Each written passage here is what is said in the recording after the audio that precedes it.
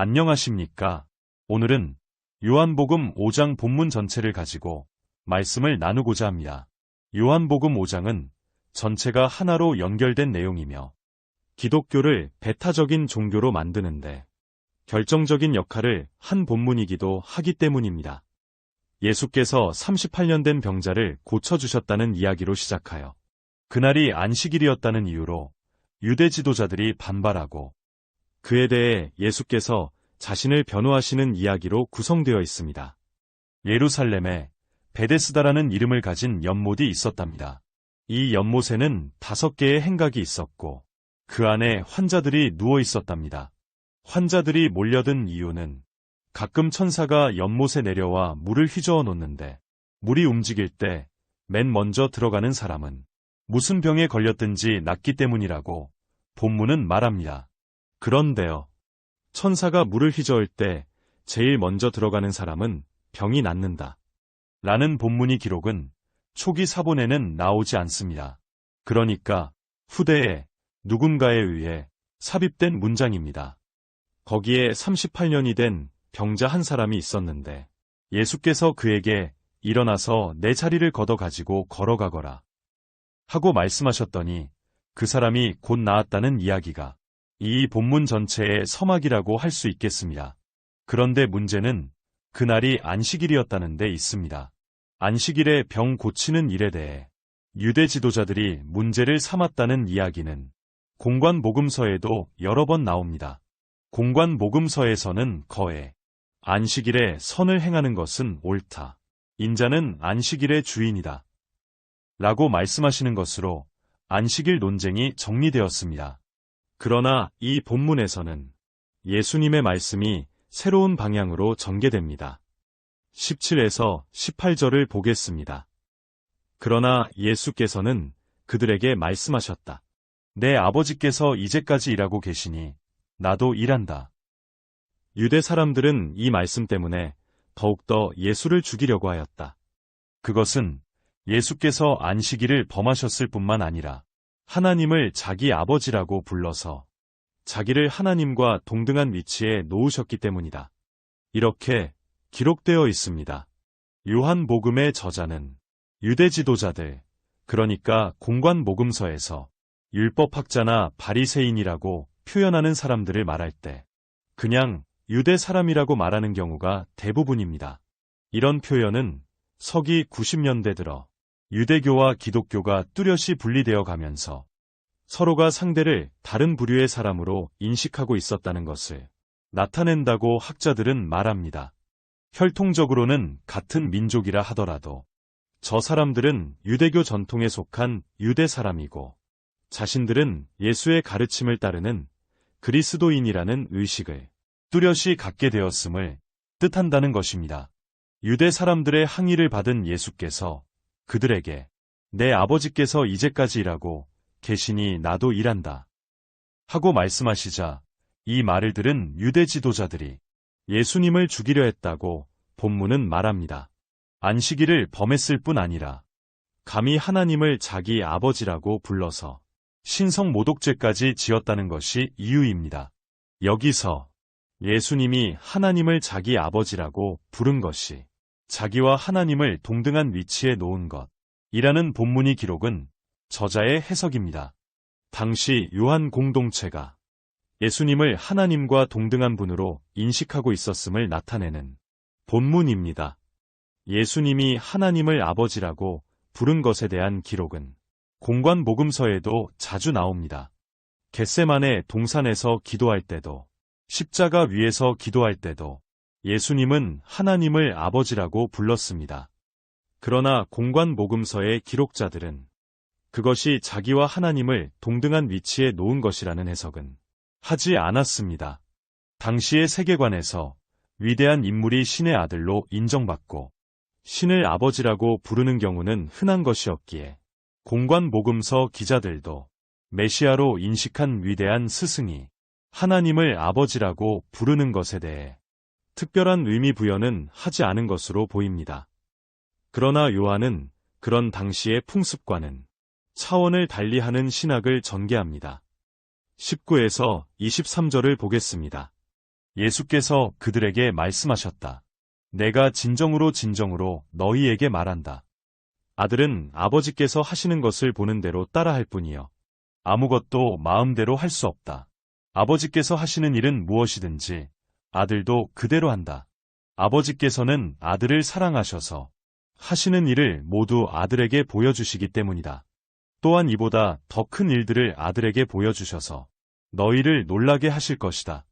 아버지께서 죽은 사람들을 일으켜 살리시니 아들도 자기가 원하는 사람들을 살린다. 아버지께서는 아무도 심판하지 않으시고 심판하는 일을 모두 아들에게 맡기셨다. 그것은 모든 사람이 아버지를 공경하듯이 아들도 공경하게 하려는 것이다. 아들을 공경하지 않는 사람은 아들을 보내신 아버지도 공경하지 않는다. 이렇게 기록되어 있습니다. 공관복음서에서 메시아와 하나님의 아들로 고백되고 인정된 예수님이 요한복음에서는 하나님의 대리자로서 세상을 심판하는 일에도 전권을 위임받습니다. 24절도 보겠습니다. 내가 진정으로 너희에게 말한다. 내 말을 듣고 또 나를 보내신 분을 믿는 사람은 영원한 생명을 가지고 있고 심판을 받지 않는다. 그는 죽음에서 생명으로 옮겨갔다. 28에서 29절도 보겠습니다. 이 말에 놀라지 말아라. 무덤 속에 있는 사람들이 다 그의 음성을 들을 때가 온다. 선한 일을 한 사람들은 부활하여 생명을 얻고 악한 일을 한 사람들은 부활하여 심판을 받는다. 이렇게 기록되어 있습니다. 이어지는 본문은 예수님이 스스로 하나님의 아들임을 강변하시는 내용으로 채워져 있습니다.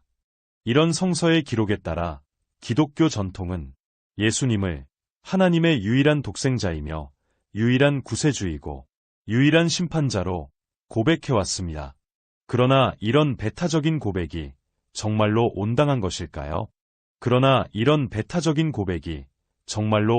것일까요?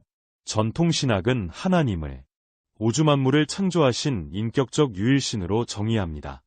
그러나 현대신학은 하나님을 궁극적 실제로 정의합니다.